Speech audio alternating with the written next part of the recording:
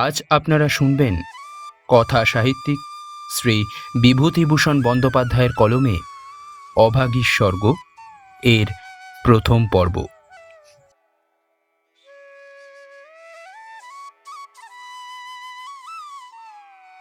ঠাকুরদাস মুখুজ্জের বয়স্পর্শী স্ত্রী 7 দিনের জ্বরে মারা গেলেন। বৃদ্ধ মুখোপাধ্যায় মহাশয় ধানের কারবারে অতিশয় সঙ্গতিপূর্ণ। আর 4 ছেলে 3 মেয়ে। ছেলে মেয়ের ছেলেপুলে হইয়াছে। জামাইরা প্রতিবেশী দল, চাকর বাকর, সে যেন এক উৎসব বাঁধিয়া গেল। সমস্ত গ্রামের লোক ধুমধামের শবযাত্রা ভিড় করিয়া দেখিতে আসিল।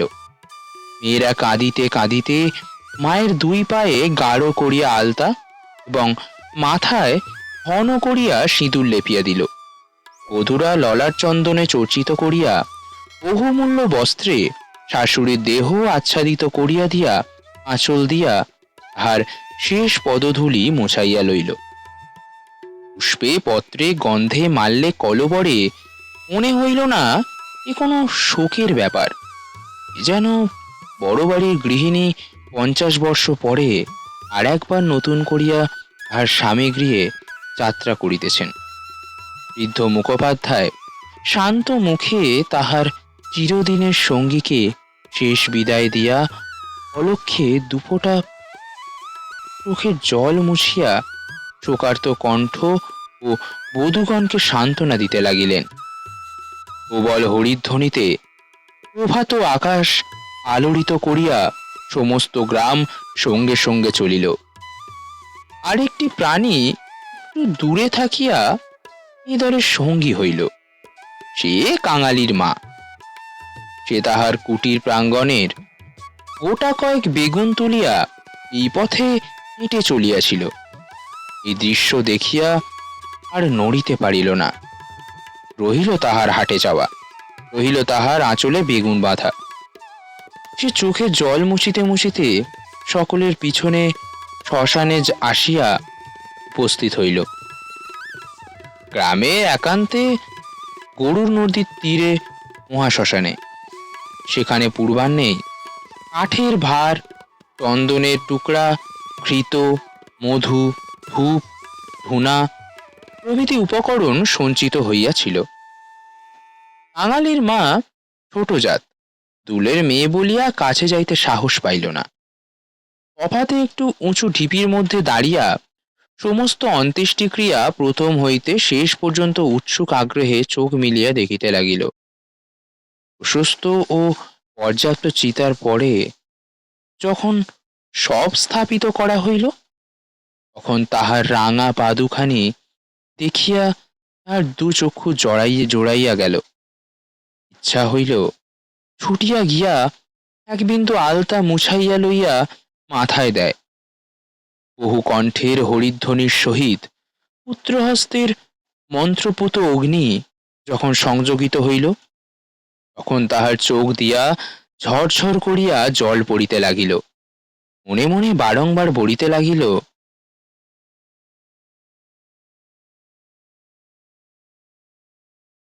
ভাগ্যিমানি মা, তুমি স্বর্গে যাচ্ছ, আমাকেও আশীর্বাদ করে যাও। আমিও যেন এমনি কাঙালির হাতের আগুনটুকু পাই। ছেলের হাতের আগুন, সে তো সোজা কথা নয়।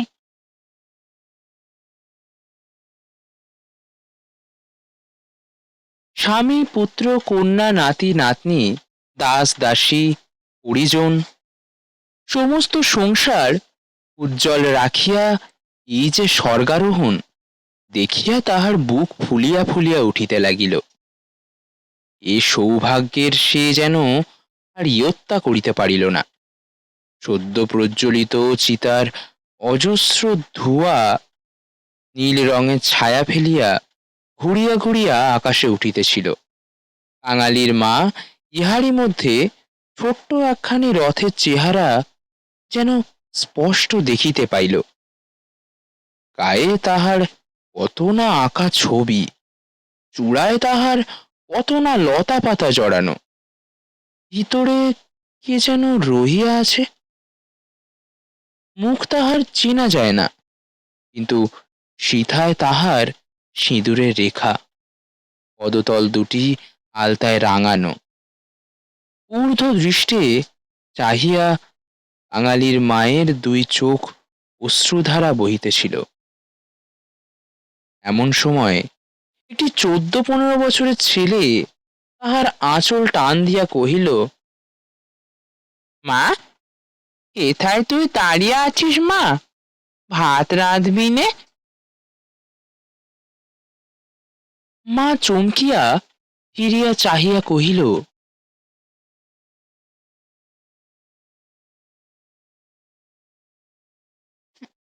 রাঁধবো কোন রে?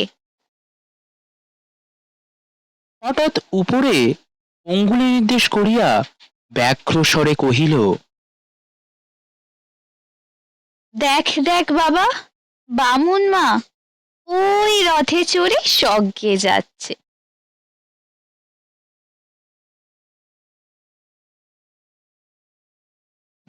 ছেলে বিস্ময়ে মুখ তুলিয়া কহিল, ওই।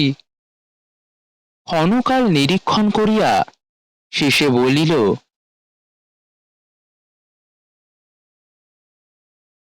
তুই খেপেছিস? কত ধোঁয়া।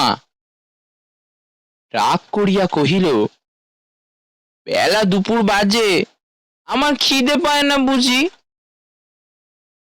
এবং সঙ্গে সঙ্গে মায়ের চোখে জল লক্ষ্য করিয়া বলিল, বামুনদের গিন্নি মরেছে, তুই কেন কেঁদে মরছিস মা? বাঙালির মার এতক্ষণে হুঁশ হইল। পরের জন্ম শ্মশানে দাঁড়াইয়া এইভাবে অশ্রুপাত করায় সে মনে মনে লজ্জা পাইল। এমনকি ছেলের অকল্যাণের আশঙ্কায় মুহূর্তে চোখ মুছিয়া একটুখানি হাসিবার চেষ্টা করিল মাত্র।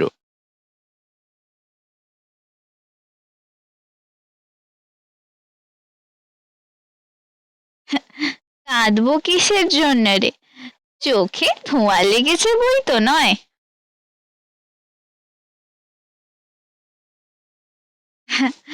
কাঁদবো কিসের জন্য রে?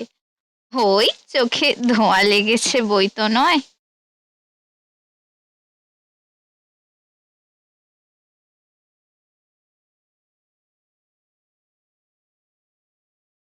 হ্যাঁ, ধোঁয়া লেগেছে বই তো না, তুই কাঁদতেছিলি। মা আর প্রতিবাদ করিল না। ছেলের হাত ধরিয়া ঘাটে নামিয়া নিজেও স্নান করিল, বাঙালিকেও স্নান করাইয়া ঘরে ফিরিল। শ্মশান সৎকারের শেষটুকু দেখা আর তার ভাগ্যে জুটিল না।